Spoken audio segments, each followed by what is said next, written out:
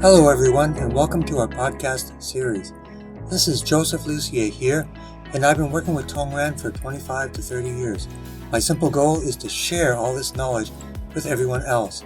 I want to give you data, information, testimonials, all the things that can help you in your practice, help you understand and share that information with others so they can also appreciate and understand through their own experience the benefits of Tongren therapy. Each week we go through a new topic, and each week we want to hear from you guys so that you can tell us about what you think and what you want to hear about.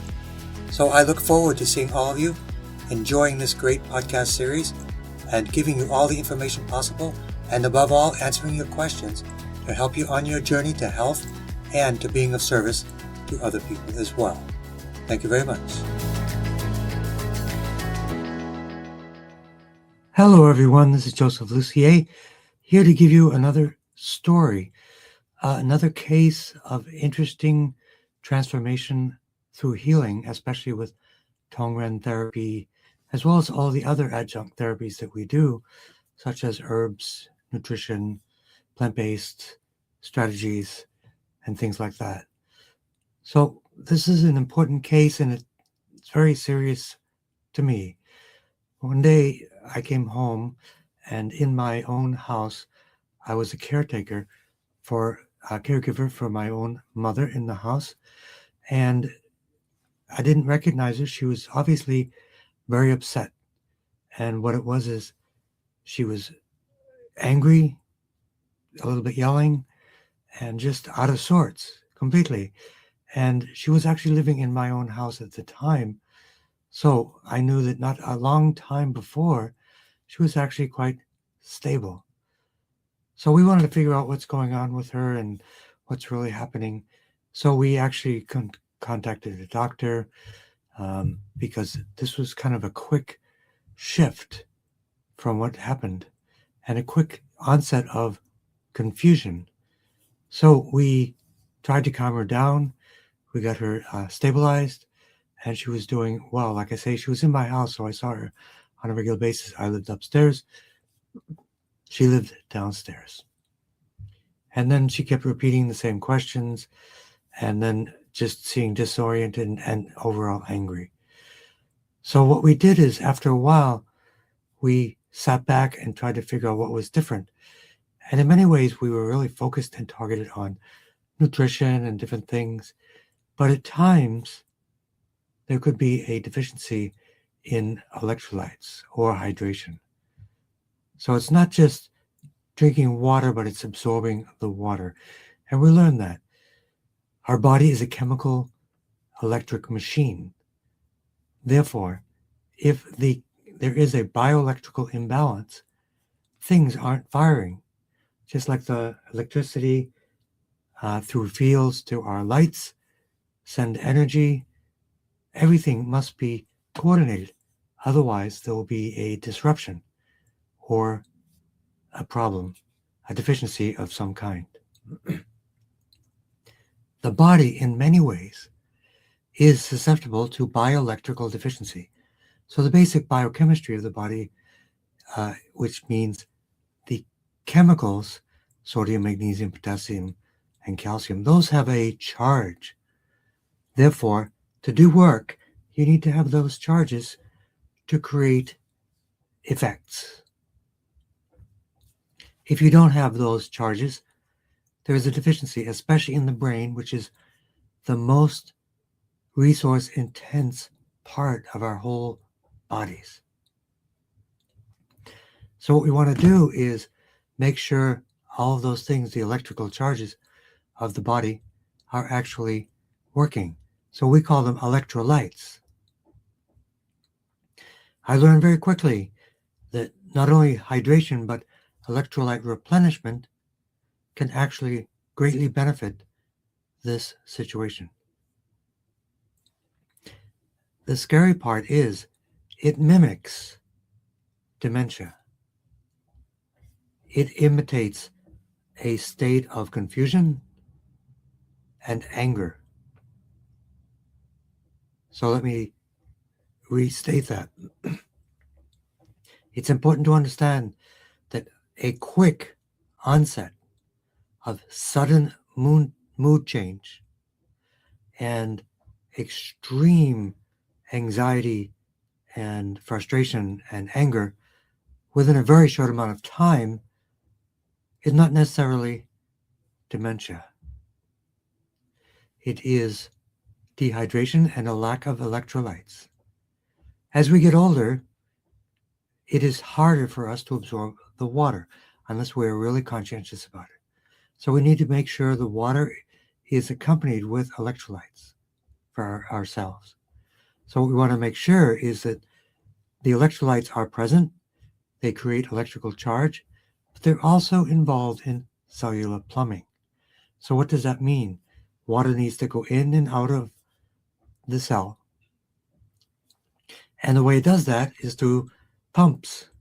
And those pumps are managed by net voltage gradients across the membrane. So if there's more of a voltage in here, it will flow this way. More of a voltage in here, it will flow this way. So what we want to do is make sure we have enough of the electrolytes, especially sodium-potassium, because those deal with the sodium-potassium pump. So you want to make sure that that pump is operating.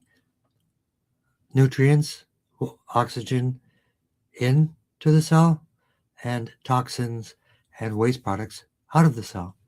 So it's critically important because that is our redox capability, which means the ability to get nutrients in to create energy and the ability to remove toxins so that we can be nutrified and do work, do energy, do things. So the key takeaway from this is that we must make sure that we have enough electrolytes. So I'm going to give you 2 quick tips for anyone. This is especially dealing with seniors. So what we want to do is, if people are drinking water, add a dash of sea salt. So that will give electrolytes to the body.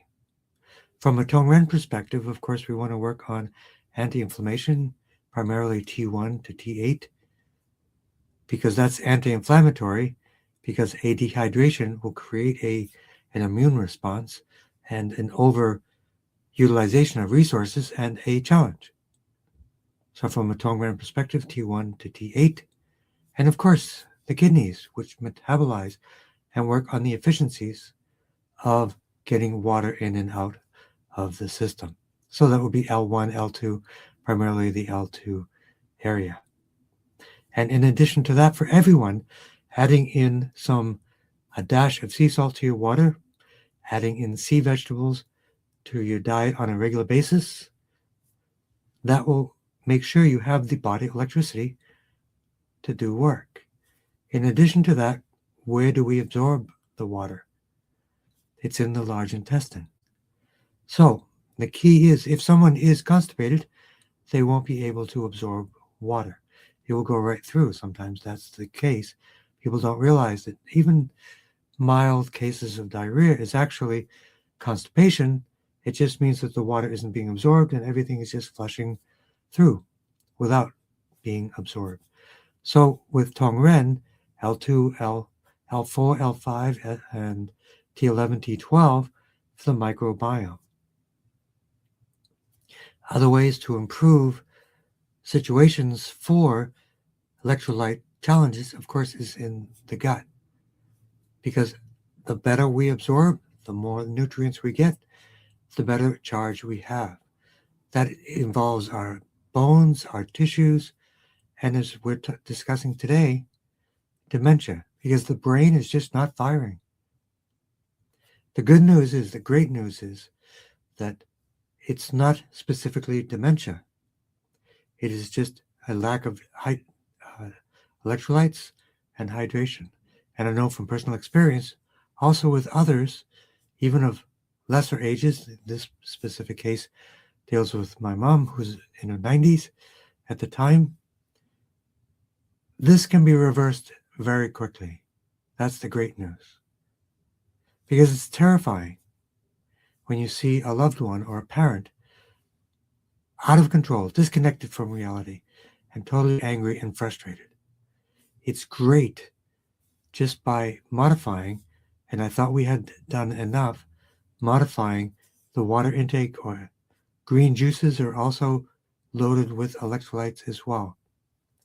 But it was just bad timing.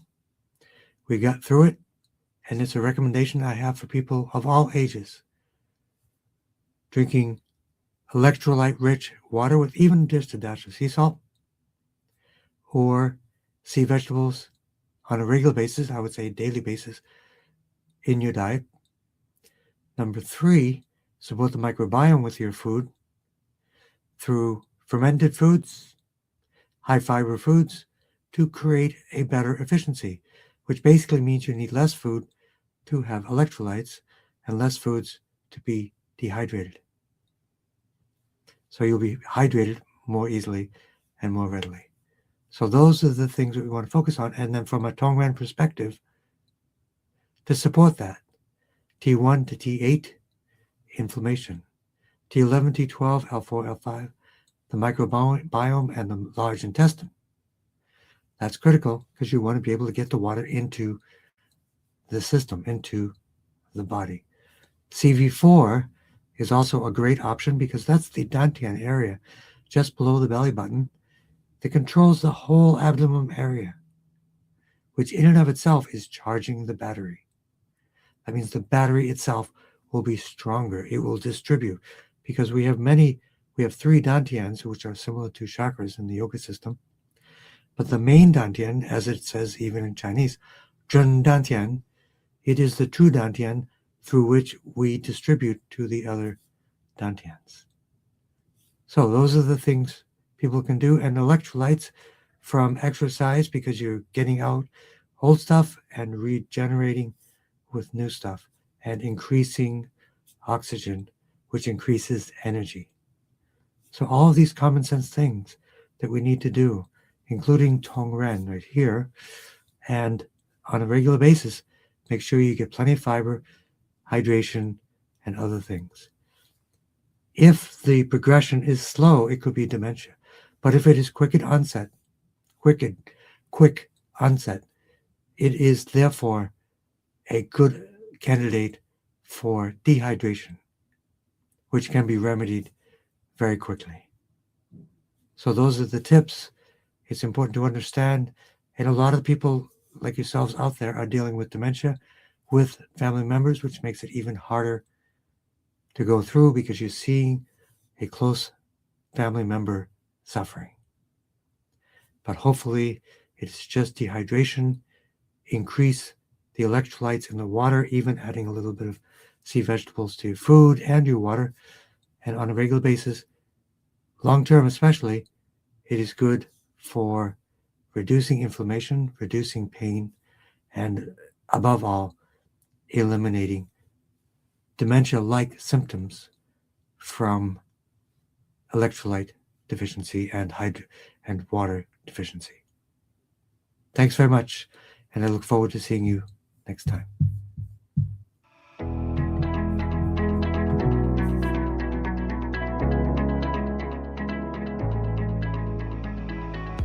Thank you for joining us for this episode of Tap into Tongren, Stories of Healing and Change podcast.